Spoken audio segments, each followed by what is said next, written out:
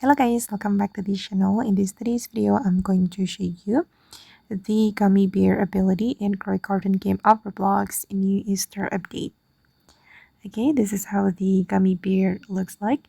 And before I show you this pet ability, I'm going to show you guys how you can get this pet. Basically, you can purchase this pet from the Easter shop. Well, let me go to the Easter shop right here. And if I'm not mistaken, it cost 7k chocolate coins. Okay, you can open the Easter shop and you can buy the gummy bear. Okay, but it's now out of stock, so you need to wait if you want to buy it. Okay, basically it can give you the gummy mutation. Okay, let me go to my garden and I'm going to view the ability of this pet. Okay, this is a legendary pet.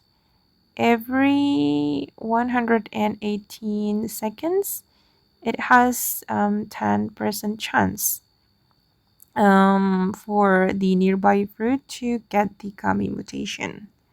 Okay, it's cool. I think it's worth to buy. It will help you to get the gummy mutation. But I still don't know how the gummy mutation looks like. Maybe the fruit with this mutation will have the red color. I don't know. I'm still figuring out.